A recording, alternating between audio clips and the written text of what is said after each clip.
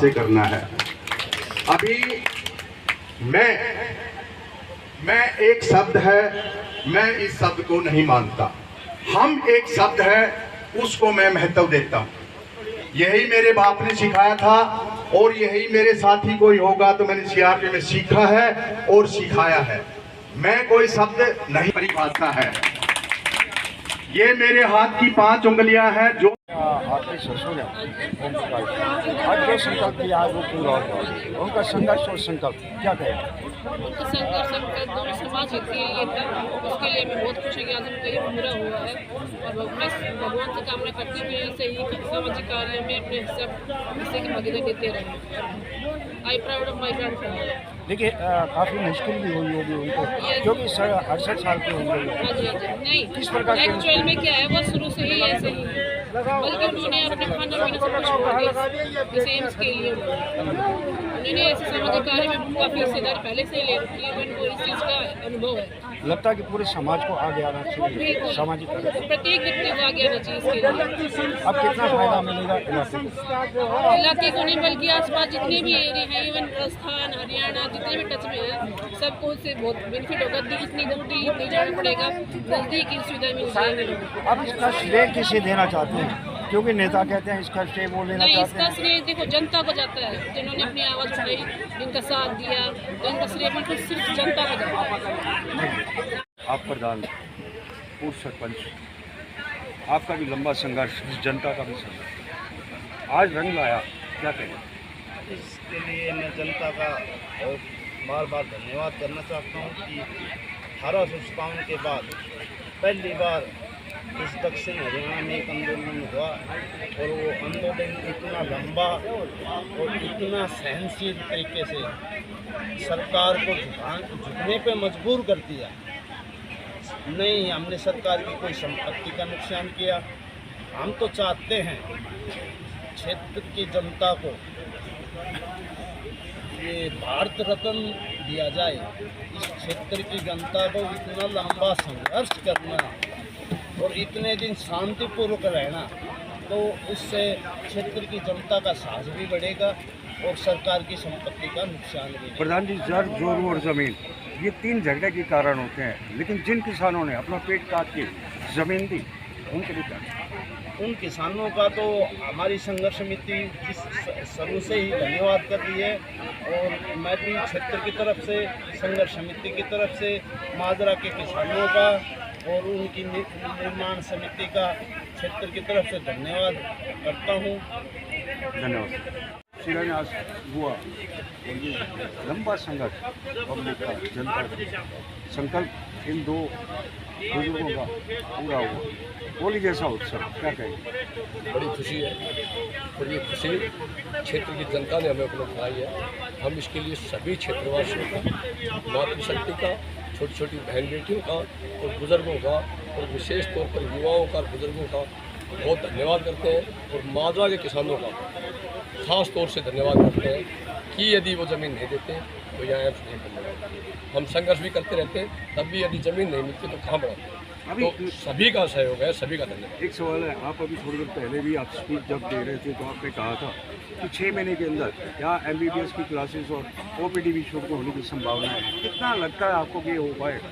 हमें पूरी उम्मीद है कि 6 महीने में यहाँ OPD शुरू हो जाएगी और यदि 6 महीने में OPD नहीं हुई तो हम हर महीने के पहले इतवार को इसका एनालिसिस करते रहेंगे और 6 महीने के अंदर अंदर अगर OPD शुरू नहीं हुई तो 6 महीने के बाद दोबारा से हम वही लाठी, वही भैंस, वही धरना, वही प्रदर्शन हम यहाँ करते रहेंगे।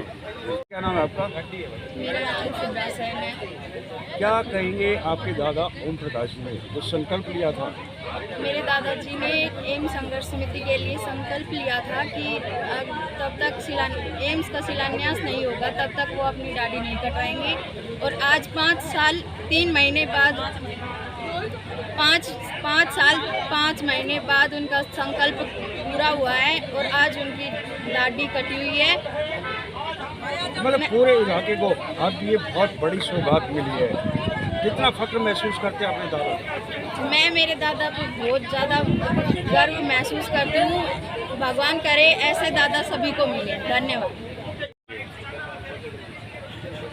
देसरा जी, आज होली जैसा उत्सव यहाँ मनाया जा रहा है, गुलाल लगाकर आपका संघर्ष पहले आपने देश के लिए किया, एक्स सर्विसमैन भी यहाँ, और ये जो संघर्ष, जो संकल्प लिया, संघर्ष किया, आज वो पूरा हुआ, दाढ़ी कटवाने वाला, क्या कहेंगे? सर, मैं इस मामले के अंदर ये चीज़ बताना चाहता हूँ कि जो एम संघर्ष समिति बनी थी, जो हरियाणा जो यहाँ ये धरना प्रदर्शन जो चला रखा था, उसमें बहुत लंबा पीरियड लग गया था।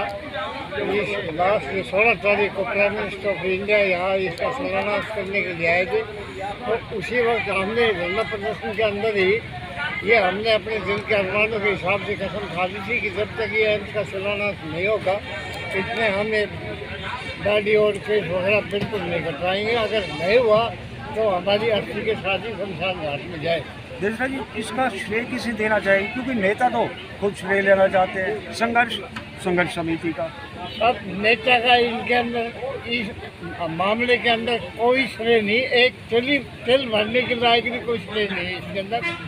ये जो आम कमेटी का, मारने के किसानों का, प्लस जो अपनी मात्र शक्ति आती है और जन आंदोलन का, मतलब पब्लिक का समर्थन है इसके अंदर। नेता लोगों का चल जाने के लिए कोई देसरा जी, आप कोई इसके अंदर आप कोई दुविधा नहीं है, कहीं संशय नहीं है कि जल्दी एम्स की सौगात तो शिलान्यास हो गया और लोगों को फायदा भी मिलेगा, लेकिन यहाँ पर MBBS की क्लासें शुरू हो और OPD शुरू हो, उसके लिए क्या आप आगे? सर, ऐसा है, कमेटी ने निर्णय लिया है विद इन 6 महीने के अंदर अगर ये काम पूरा नहीं होता है तो अपना वही फिर ये जो चालू काम है धरना प्रदर्शन के ऊपर हम अपनी वही कार्रवाई शुरू करें। यानी MBBS की क्लासें और OPD शुरू होनी चाहिए, वो बिल्कुल होनी चाहिए। धन्यवाद। इसको किसी और ओम प्रकाश जी, सबसे पहले तो हमारे चैनल की तरफ से आपके संघर्ष और आपके संकल्प के लिए बहुत बहुत शुभकामनाएं, बहुत बहुत बधाई।